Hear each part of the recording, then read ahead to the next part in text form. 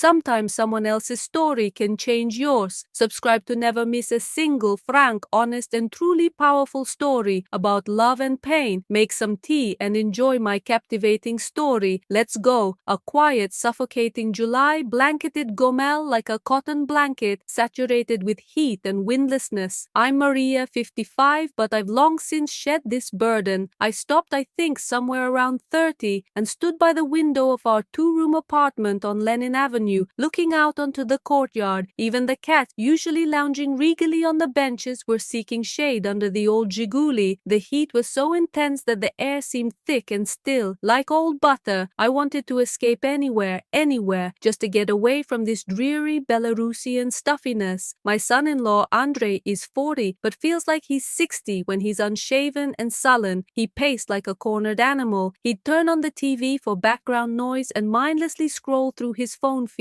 My daughter, Alexandra Sasha, left 2 weeks ago. She has a 3-month contract with a Polish IT firm in Krakow, a once-in-a-lifetime opportunity, as she said. I remember her packing her suitcase, stressing over her visa, and double-checking her tickets. She was wearing an ivory summer pantsuit, formal yet slightly shimmering, and soft white leather pumps with thin heels. She wanted to look European on our first meeting. I hugged her at the train station, said the right things about her career and opportunities, and then returned to this heat and silence. My granddaughter, 15-year-old Eva, left even earlier, a children's camp in Crimea. For her, we, the parents, had become uninteresting. The world of social media and mountain trails were more important. She called once a week, and her ringing, distant laughter sounded like a reproach. She was where she was happy, and we were here, where there was nothing. Andrei was a logistics specialist at a modest company, routes, invoices, deadlines. His salary was on time, enough to cover his living expenses and the mortgage. He and Sasha used to dream of traveling, Turkey, Greece, maybe even Prague. Sasha always put it off. Later, Andriusha, once we've paid off the mortgage. And then it became a thing of the past. Now he didn't even think about his dreams. He lived in a box with a schedule. My life was different. The death of my husband, Igor, a military man, and a heart attack 8 years ago divided my life into yes and after. I could have retreated into melancholy, but I chose movement. I worked at a community center, teaching dance classes for the middle-aged. Movement, rhythm, music, it saved me from the emptiness. I, a 55-year-old woman, felt at least 35. I've always taken care of myself, and my fetish is light, flowing fabrics that accentuate my figure but leave a hint of mystery. Wednesday, a call from the rescue. The phone rang. I was sitting in my apartment drinking tea with cherry jam and looking through reservations for a 2-week boarding house in Koblevo. This is in the Nikolaev region, Ukraine. I'd bought the trip a month ago. I'd planned to go with a friend, but she'd come down with sciatica. Throw away the money? No.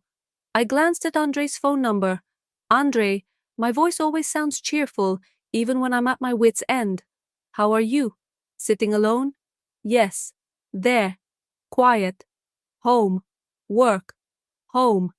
His voice, as always, was expressionless, as if he were talking into a pillow. Listen to me carefully, Zityok. I settled more comfortably on the sofa, feeling the soft petals of my dusty rose silk robe brush against my skin. I've always loved the feel of silk on my body. It gave me confidence and lightness. We're going to Koblevo. We have a voucher, boarding house, starfish, a double room, 2 beds. Don't worry, I don't bite. He was silent. 2 weeks with my mother-in-law? Sounds like a tabloid headline.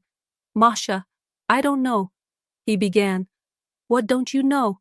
I laughed genuinely, without pretense. You'll go crazy in this Gomel. Sasha is far away. Eva is in camp. You're sitting there like a stump. You'll go. The sea, the air, the food is normal. I'm not a snake in the grass. He chuckled. My directness always won him over. Over the 12 years of marriage, I've become closer to Sasha than his own sister. I didn't pester him with advice, didn't try to show him off, didn't demand anything. I was just there. Sasha was even jealous. You and Mom get along better than we do. And that was the honest truth. Okay, he accepted exhaled. I heard him give in. I'm going. That's a good boy. The day after tomorrow, at 9 a.m., the train to Odessa leaves from the station. 2 days later, I was standing on the platform of Gomel station. I chose a look that exuded absolute lightness and freedom. I was wearing an airy floor-length chiffon dress in a sky blue color with a deep yet demure V neckline at the back revealing only the slender line of my shoulder blades, my secret to femininity. On my feet, elegant leather sandals with a small wedge heel barely made a sound on the tiles. The cat-eye sunglasses and chunky silver bracelet I'd inherited from my mother completed the look. I smelled fresh and lemony. Andre, carrying a small duffel bag, looked confused and a little awkward in his old t-shirt. Hi, Zetyok. I gave him a warm hug, feeling his tense shoulder under the thin fabric. Ready for adventure? Ready, I guess. He nodded. The compartment carriage was packed to the brim. The smell of dust, the road, someone's homemade cutlets. I settled into the lower berth. Andre, upstairs, not across from me. The train pulled away, and Gomel floated past the window. Condominiums, fields, copses. Remember how you forgot the flowers in the taxi the first time you came to meet us? I asked, taking out a thermos of herbal tea. Of course I remember. I was so nervous my brain shut down, and I thought, if he's such a klutz, then he's honest, genuine. I liked him right away. We talked about everything. The price of ice cream in Bobruisk, the neighbor who covered her entire balcony with drying laundry, old Soviet films. It was easy to listen to me. I didn't nag him. I didn't complain. I just shared my life. For the first time in weeks, Andre relaxed. I saw the tension drain from his neck, how he leaned against the armrest with a new, lazy confidence. I gave him a sense of ease. On the road, crossing the border, the Milky Way, night, the rhythmic clatter of the wheels, the lulling sound of the crab from the adjacent bunks. I slept fitfully. At some point I noticed that Andre was awake.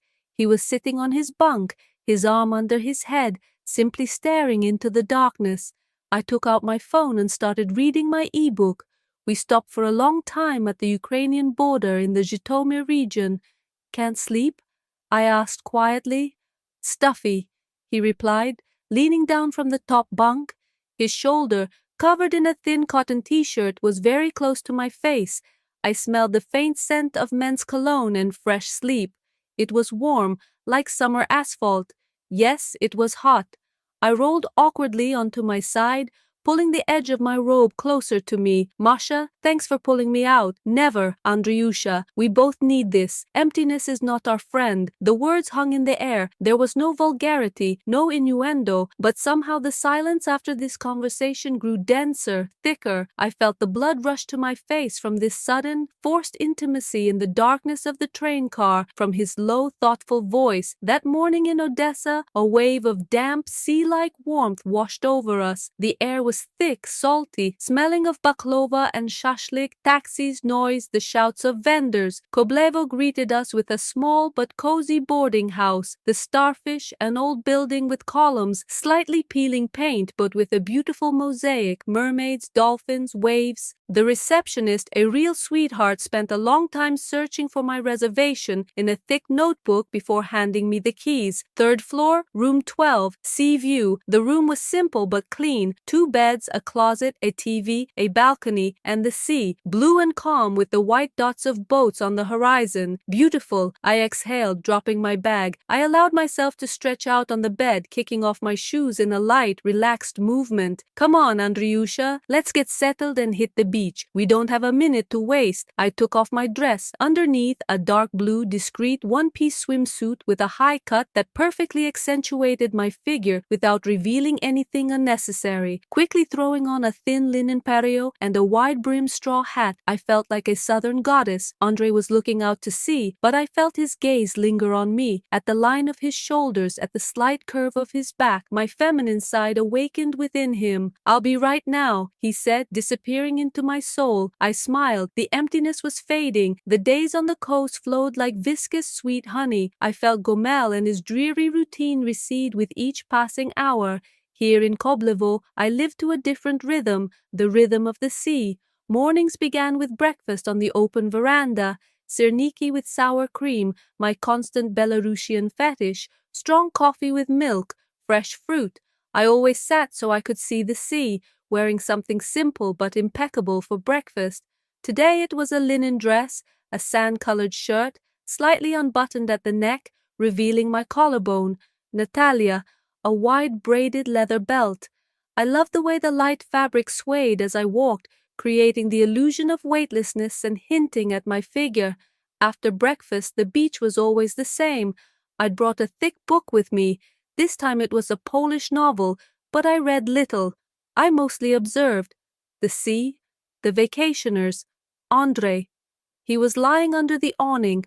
In Gomel, he seemed older than his years, angular and sullen. Here he straightened his shoulders, his skin taking on a golden, masculine hue. He began to move differently, more easily, without that inner stiffness. I saw the tension drain from his neck, how he leaned against the armrest with a new, lazy confidence. We swam not far from the shore, discussing completely indifferent things, the taste of the shashlik, the politics of the neighboring boarding house where the music was too loud. My voice was calm, his answers open. I noticed little things about him, the way he frowned in the bright sun, the way he nervously adjusted his hair when the wind ruffled it. I felt him absorbing me, the way I squinted when I laughed, the way I adjusted the strap on my shoulder, how I searched for a glass of wine without looking. On the third day, our neighbors from number 13 came to see us. Petro and Galina from Vinnytsia, classic Ukrainian pensioners. Galina, with her soft, kind face, was always cooking in the room, smelling of garlic and vareniki. Pyotr was broad-shouldered, gray-haired and tanned. They quickly drew us into their group. Preference was in the hall. Cards, chips, cups of tea. I fit in easily, playing passionately, joking, dealing trumps with the precision of a professional. Andrei looked at me. I saw how proud he was, not of his mother-in-law, but of a woman who shone in society. This was my entrance, my stage. But when we returned to our room, all this brightness faded. I would sit on the balcony looking at the lights of the cobble, and my face would take on a distant expression. I was tired of being strong. One day we returned from the beach late. The sun was treacherous. I stepped out of the shower, wrapped in a large white bath towel, standard at the boarding house, which barely covered my knees. My back was burning. Andreyusha, I asked quietly, please help me with some cream. My back feels like it's on fire. He took the tube and squeezed some into his palm. I stood with my back to him, tense, listening to his breathing behind me. He began to slowly rub the cream in. The cold, thick cream touched my hot, smooth skin. His hands, strong and warm, slid along the line of my spine and over my bare shoulders. It was an awkward touch, far from vulgar, but terribly personal. I closed my eyes. I felt the strength of his palms. Thank you, I said when he finished. My voice trembled slightly. I threw off my towel and quickly threw on a robe, trying to escape this sudden intimacy. That evening we were sitting on the balcony. I was in a thin ivory silk robe. Andrei, in short, spoke little. The sea roared below. I felt it was time. He was a soldier. The beginning was me, staring into the darkness. Games. Heart attack 8 years ago. Suddenly, I told him how I'd lived life on autopilot, how dancing and movement saved me. I dreamed of Rome. I raised my glass. We'd planned the Colosseum, the Trevi Fountain. But then life took over. Yes, then you just live, dance, cook borscht for your daughter, Andrei finished. And that's normal. I've gotten used to it, yes. But sometimes I didn't finish. Andrei extended his hand. Their fingers intertwined. Mine were slender, well-groomed, lightly manicured. His were wide, calloused. In that touch, all moral rules crumbled. Here, on the balcony, in that darkness, we weren't mother-in-law and son-in-law, just two people on the edge of something big and wrong. The electricity from that touch was palpable. We sat for so long, listening to the sound of the surf, and each of us knew the line had been crossed. After that night on the balcony, with our fingers intertwined, the air around us grew thicker. We avoided direct eye contact in public, but felt an electric shock at the slightest intimacy. Every day now seemed filled with double meaning. Morning arrived with unbearable heat, even by the sea. It was stuffy. I wore a light blue, almost weightless monachini swimsuit, a one-piece with deep cutouts on the sides that perfectly accentuated my waist and shoulders while remaining within the bounds of beachy elegance. On my head, a wide white bandana softly covered my hair. I loved this strict sophistication, which paradoxically attracted more attention than complete nudity. I felt Andrei's gaze on me. He tried not to look, but it was impossible. My confident, relaxed gait, my toned figure in this swimsuit, all of it was a challenge to his boring Gomel life. As I entered the the water, the ties around my neck loosened slightly with the movement, and I felt something hot and sharp snap inside Andre. It was a primal reaction he was trying to suppress. We lay side by side in the sun, and between us lay a vast abyss of unspoken things. I felt his heat, and it wasn't just the sun's heat. "Into the water," I called, and he eagerly followed me, as if escaping the tension. The water was cooler, calmer. We swam quite far from the shore, discussing silly things. Galina's pilaf recipe, how salt water ruins hair, casual conversation, and then it happened underwater. We swam side by side, and I seemed to accidentally rest my hand on his shoulder. It was a warm, strong shoulder. In response, reflexively, his hand slid around my waist. We both froze, a second, maybe two. Our bodies rocked with the wave. The water concealed, muffled everything. We were alone in this salty embrace. I pulled away first. "Is everything okay?"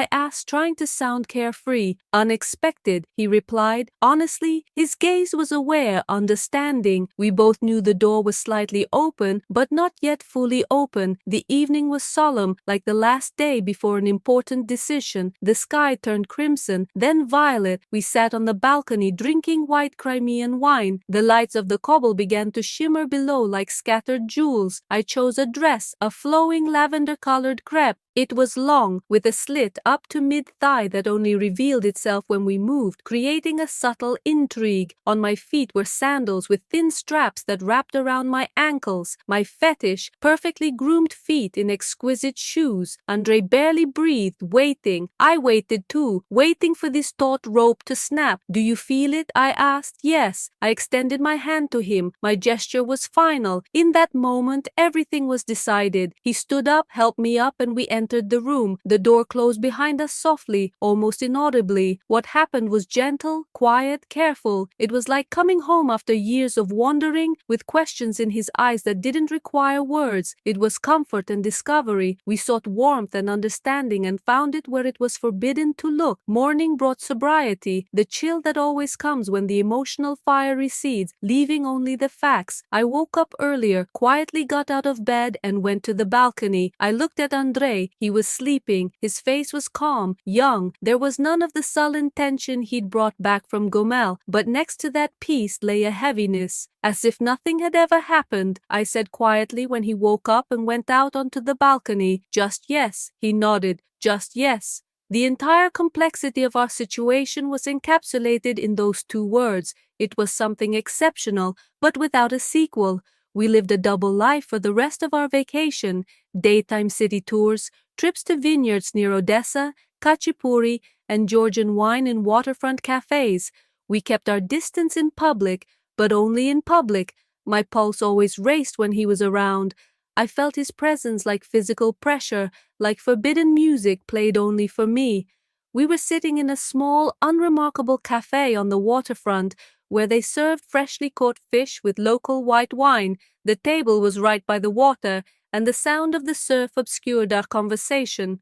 "This will catch us, Andriusha," I said quietly, looking at the sea. "It's already spinning somewhere, like a wheel. I don't want Sasha to get hurt." I talked about guilt, about the consequences, about the risk. "I'll live with it," he replied. He was an adult, responsible. "Sasha won't know." I smiled sadly. "I'm sure." He didn't respond. I touched his cheek, the most open, most tender touch of the day. It was a farewell, perhaps until the evening, but finally, we spent our last evening in Koblevo in the boarding house restaurant where live music was playing. I chose a black velvet dress with a high collar and long sleeves, which, despite its coverage, hugged my figure perfectly and accentuated my waist. A peculiar fetish, austerity that emphasizes curves, hinting at hidden passion. On my hand, a massive antique ring, a symbol of my independence. We danced to the melodies of Soviet films, wistful waltz. He held me like a fragile thing. From the museum, carefully, chastely, our intimacy was the ultimate in a public dance. People around us remarked on how beautiful we looked together. They saw a couple, not a son-in-law and mother-in-law. At that moment, pressed against his strong chest, I felt the weight of the world. I loved him, but this love was wrong, forbidden. We returned to the room, but did not break the silent promise we made that morning. We slept in separate beds. Physical intimacy was replaced by unbearable emotional intimacy. We chose family. The return to Gomel was like waking up from a feverish dream. Sasha met us at the train station. She had returned from Krakow the day before, smelling of borscht and home comfort.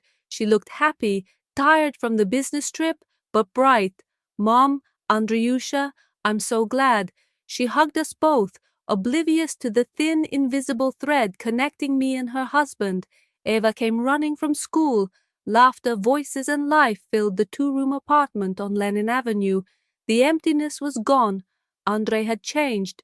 I saw him looking at Sasha, not just at his wife, but at the wrinkle on her forehead, at her fatigue after work, at her real life, and he loved her. But this love had become complex, multi-layered. He learned to appreciate her every day after our secret elopement. I returned to dancing, to my life, and waited for the inevitable to happen. I showed up at their house a week later. As usual, I came for lunch, bringing homemade apple pie with cinnamon. On the surface, everything seemed normal. I hugged Sasha, inquired about her business trip to Krakow, asked Eva about her schoolwork. We played the role of a happy Belarusian family. We both needed the mask of mother-in-law and son-in-law, polite smiles, routine phrases about the weather, about weekend plans. One day, we were alone, Sasha and Eva. We left for a school celebration, and I went in to put some homemade cabbage rolls in the fridge. Andrei was helping me unpack the groceries in the peeling kitchen. I picked up the milk carton and said quietly, almost in a whisper, "Not again." Andrei froze, the milk carton in his hand. It was our silent agreement, spoken aloud. "I can't be held responsible for this," I finally said. "It was there, and it has to stay there." I looked out the window at the neighbor's yard, where the boys were kicking a ball around. My profile was tense as a string. I knew I was treading on my own heart, but it was the only way out for them, for Sasha, for Eva. He nodded silently. The months passed. Andrei's life improved like a car after a major overhaul. He got a promotion at work, the position of director, a raise, voting rights. Sasha was proud of him, cooking his favorite dishes. At night they slept together, like on their honeymoon. It was good between them, truly good, but our relationship required the mask of son-in-law and mother-in-law. Sometimes on weekends we played preference with Pyotr and Galina, who stayed in Gomel for the entire summer.